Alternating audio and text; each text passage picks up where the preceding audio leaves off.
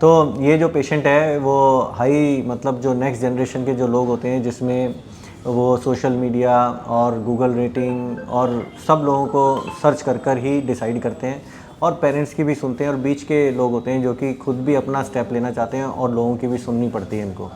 तो इनको पूछते हैं इनको जब कलाई की चोट लगी थी तो उसका ये क्या ट्रीटमेंट दे रहे थे और इनको हमारे बारे में कैसे पता चला। हाँ जी सर।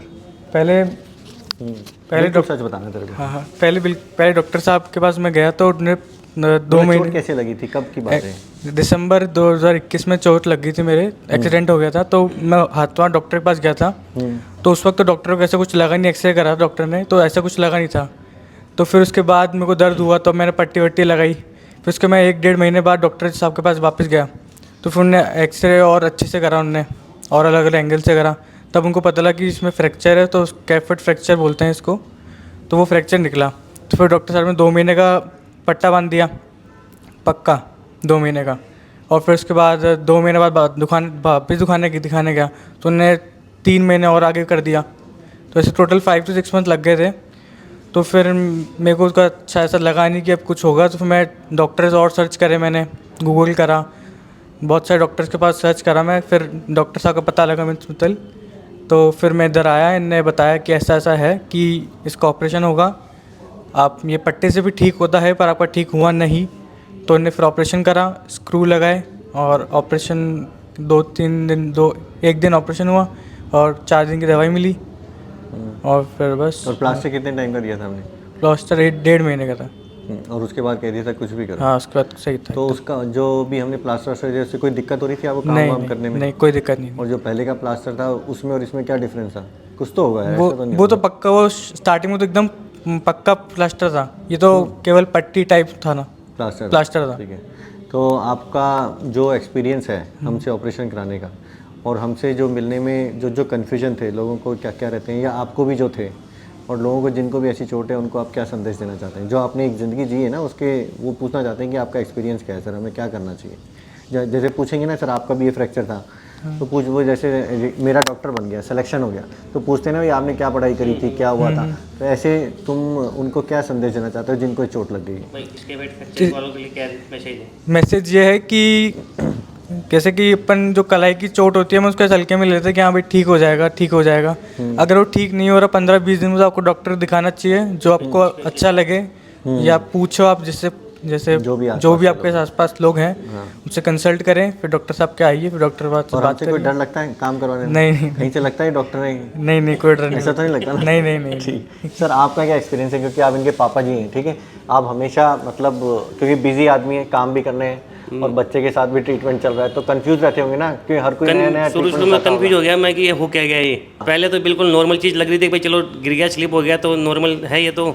लेकिन बाद में जब 4 महीने तक उसका दर्द खत्म नहीं हुआ तब फिर मैंने दूसरे डॉक्टर से कंसल्ट किया।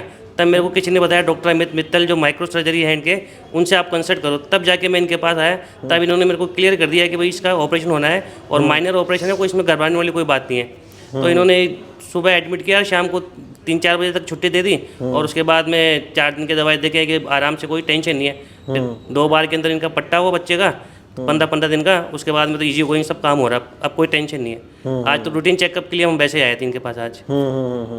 तो ओवरऑल सर हमसे मिलके आपको जब भी आते होंगे तो मोटिवेशन रहता है या ऐसा लगता है कि बस जब क्यों आए हम? नहीं, ऐसा नहीं है, ऐसे पैसे देके चले गए। डॉक्टर साहब तो बातों में ही सारी ट्रीटमेंट कर देते हैं, इजी गोइंग हो जाता है बिल्कुल। ऐसा माहौल लगता ही नहीं कि हम डॉक्टर के पास बैठे हैं, बिल्कुल फ्रेंडली माहौल रहता है, बिल्कुल टेंशन फ्री रहते हैं। तो इनके द्वारा मैं ये बताना चाहता हूँ कि प्रॉब्लम तो ठीक है, मुझको पता है बहुत बड़ी है, ऑपरेशन हो रहा है तो इसका मतलब बड़ी ही है, लेकिन अगर मुझे पता है कि मैं उसको मैनेज कर सकता हूँ, कैपेबल हूँ, उसकी कॉम्प्लिकेशन को भी मैनेज कर सकता हूँ, तो मैं पेशेंट को हमेशा ये बताता हूँ कि sir you have to just trust the doctor, whatever will come we will tell you. अगर आप उसको लेंगे, एक्सेप्ट करेंगे तो आप अच्छे ही होंगे, आपकी जो एंड है स्टोरी वो अच्छी होगी। बीच में हो सकते हैं अप एंड डाउन हो, क्या हो, क्योंकि फ्यूचर तो मुझे भी नहीं पता किसी का क्या है, लेकिन मेरे को उसको भी मैनेज करना आता है। तो ये जब आए थे मेरे पास आज बता रहे थे कि थोड़ा थोड़ा सा दर्द है, इधर है, वो है। तो मैंने इनको बताया ठीक है okay I will check it.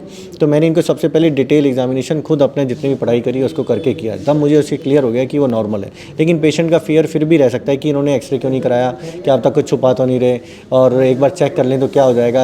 इतना ईजी गोइंग डॉक्टर नहीं होना चाहिए, केयरलेस नहीं होना चाहिए। तो मेरे को वो भी साथ में देखना पड़ता है। तो वो भी सिर्फ पेशेंट के सेटिस्फेक्शन के लिए मैंने इनका लाइव एक्सरे और मूवमेंट वाला चेक कर लिया, जिससे मुझे क्लियर हो जाए कि हाँ ये भी ओके है इनका।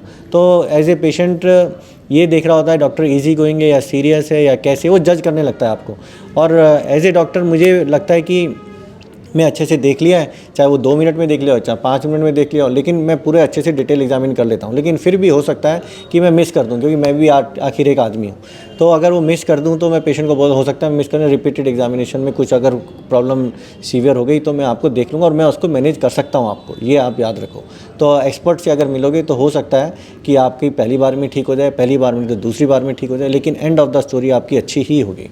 नमस्कार दोस्तों, Mittal hand micro surgery centre में आपका स्वागत है। ये वीडियो के माध्यम से हम आपको बताएंगे कि अगर आप डॉक्टर अमित मित्तल को जयपुर आकर दिखाना चाहते हैं तो आप हमारे सेंटर पर कैसे आए। हमारा सेंटर जयपुर में है, जिसका एड्रेस 121 122 SR कॉम्प्लेक्स, टैगोर नगर चौराहा, DCM रोड, जयपुर, राजस्थान है। यदि आप किसी बस द्वारा आते हैं तो आपका depot Sindhi camp bus station होगा, जिसकी दूरी हमारे हॉस्पिटल से 20 मिनट्स 8.4 किलोमीटर है।